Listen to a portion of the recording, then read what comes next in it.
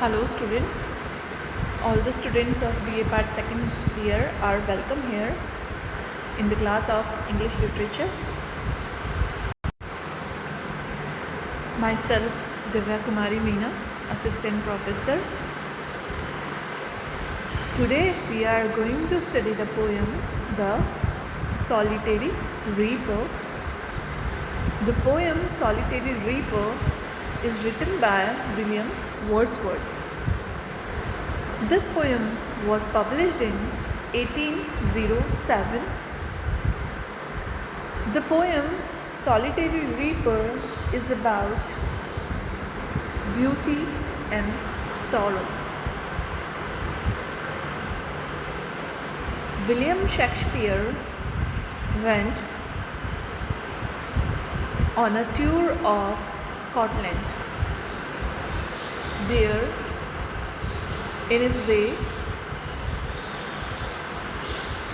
he found a girl singing a very melodious song all alone in the hills of Scotland.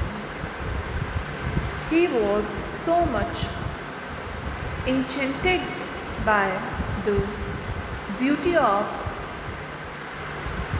that song, though he could not understand the meaning of his song. So, through this poem, he expressed his past memory about that melodious song. So now let us begin with the poem. Behold her, single in the field, yon solitary highland lass, reaping and singing by herself. Stop here or gently pass. Alone she curds and binds the grain and sings a melancholy strain. Oh, listen, for the vale profound is overflowing with the sound. So first of all, the rhyme scheme of the poem is A, B, A, B, C, C, D, D. So this is the rhyme scheme of the poem. The poem contains 4 stanzas. Every stanza has 8 lines. So the beginning of the poem is very abrupt. The poet appeals the listeners to look at the girl. He says, behold her. So the beginning is very abrupt. He wants to focus on that girl who is single in the field, yon solitary highland lass. He says that look at that solitary means again alone. Highland lass means here for girl.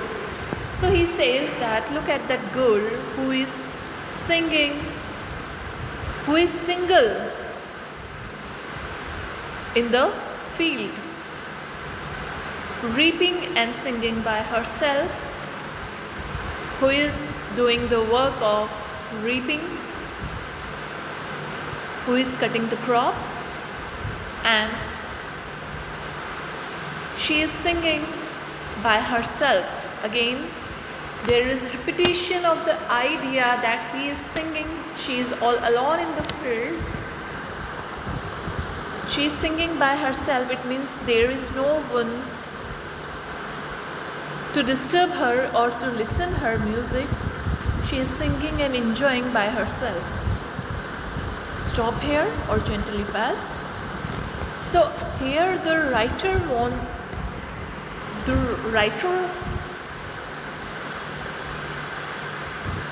asked whether he should stop here as he is enjoying the melody of her song, or he should pass gently.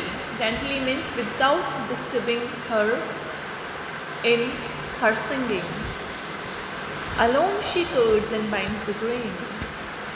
Alone. Once again, the idea is repeated here that she is all alone in the field. So he says that she is cutting the crop all alone, and she is binding the grain and sings a melancholy strain. Strain here means song. And while working, she is singing a very melancholy, means a sorrowful song. She is singing a sorrowful, painful, mournful song. Oh, listen.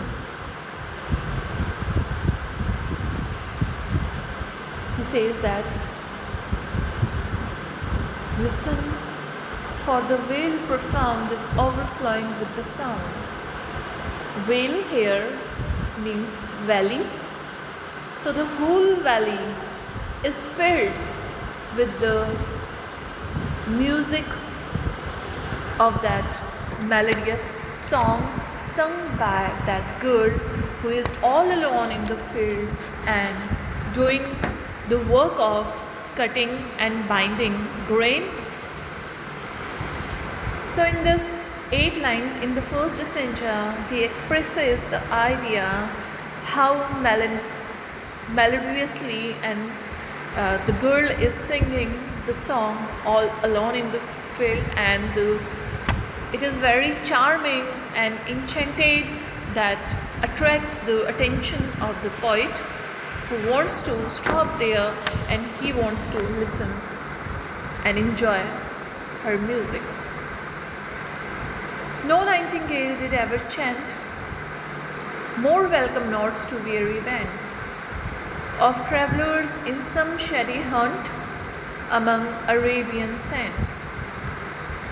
A voice so thrilling never was heard in springtime from the cuckoo bird, breaking the silence of the seas among the farthest Hebrides.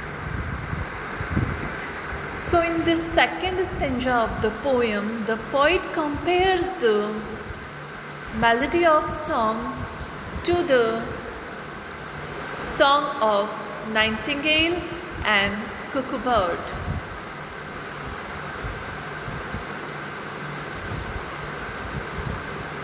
But he finds that the music of that Highland girl is more melodious than the song of nightingale and cuckoo.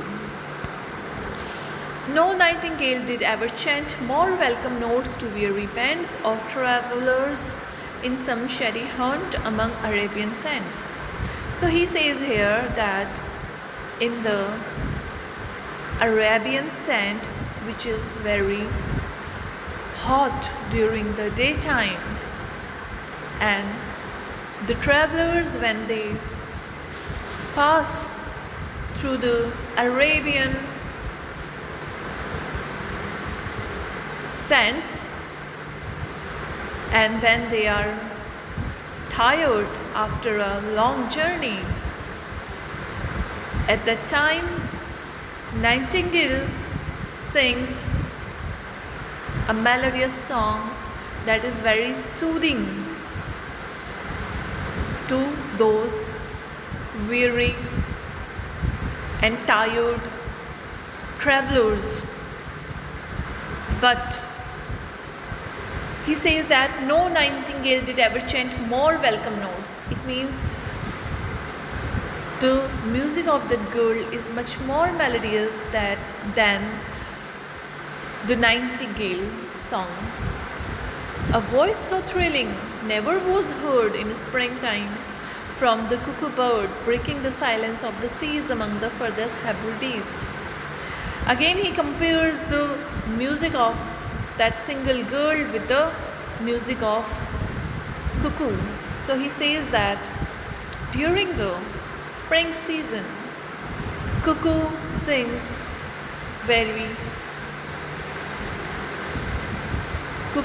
in a very thrilling voice, and that music break the silence of the sea as there is no other sound is heard. In the Arabian deserts, so he says that the music of that gur is much more melodious than the music of nightingale and cuckoo bird. In the next video, we will study about the remaining two stanzas of this poem.